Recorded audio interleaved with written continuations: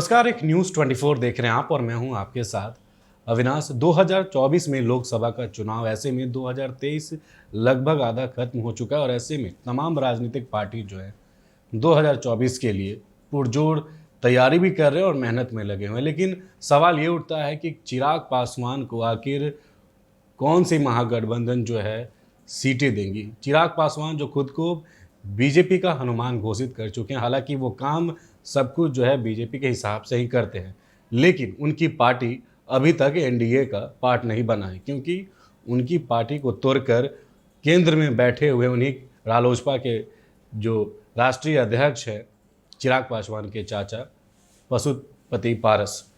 तो ऐसे में सवाल ये उठता है कि 2024 के लोकसभा चुनाव में चिराग पासवान को 6 लोकसभा सीट, 2 एमएलसी, 1 राज्यसभा सांसद, ये समीकरण जो है किसको मिलेगा और चिराग पासवान को इतना कौन महागठबंधन दे सकता है।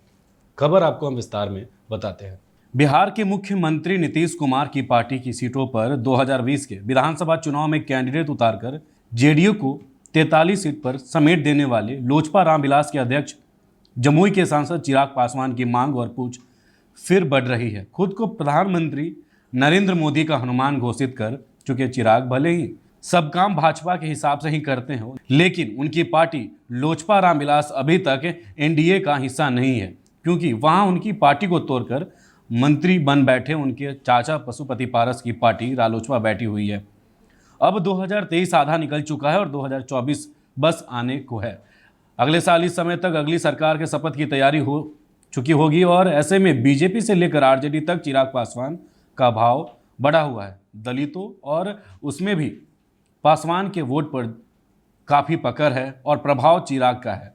वो 5 सांसद तोड़कर नई पार्टी बनाने वाले उनके चाचा पशुपति पारस का नहीं है। ये बात भाजपा भी जानती है और राजद भी।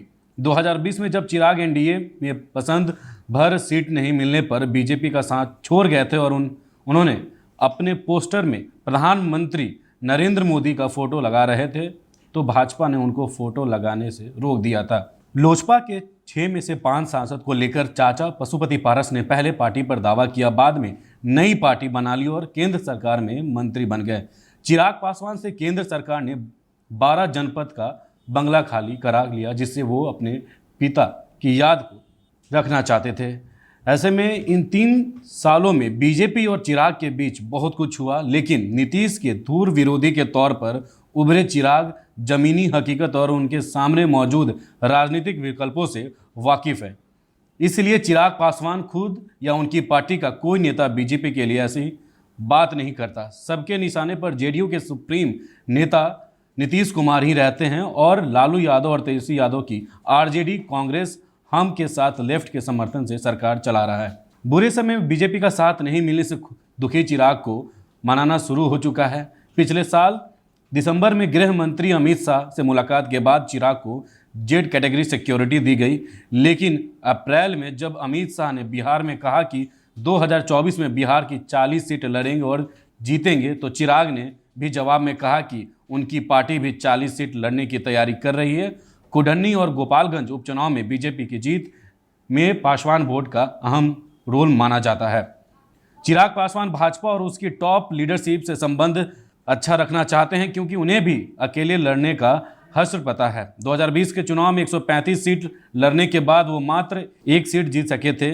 भले उनकी पार्टी ने जेडीयू को कोई सीट पर बात नहीं की तो और हरा दिया। लालू यादव की आरजेडी और तेजस्वी यादव से चिराग के अच्छे संबंध है, लेकिन नीतीश से उनका 36 का आंकड़ा है। ऐसे में महागठबंधन में चिराग की दाल गलने के आसार अब बराबर है और ना के बराबर है। तो कुल मिला के जिस तरीके से अब चिराग पासवान को लेकर जो है सवाल बढ़ रहा है और सवाल ये भी हो रहा है कि क्या चिराग पासवान को 2024 में कौन सी पार्टी जो है अपने तरफ लेती है, क्योंकि चिराग पासवान के पास जो है पासवान समाज के कोर वोटर हैं और चिराग पासवान जो रामविलास पासवान के बेटे हैं, उनकी जो है अब राजनीतिक जो है विश्लेषण काफ़ी बिहार में बढ़ रही है। हालांकि बीजेपी जो है हमेशा चिराग पासवान को अपने साथ रखने की बात करती है, लेकिन जब अमित शाह बिहार में आए थे उन्होंने दावा किया था कि 40 सीट पे उनकी पकड़ है। वैसे में चिराग पासवान ने हमेशा पलटवार किया है और कहा कि हम भी अपनी पार्टी को लड़ने के लिए सक्षम रखें और 40 सीट का उन्होंने दावा किया था। नीतीश कुमार से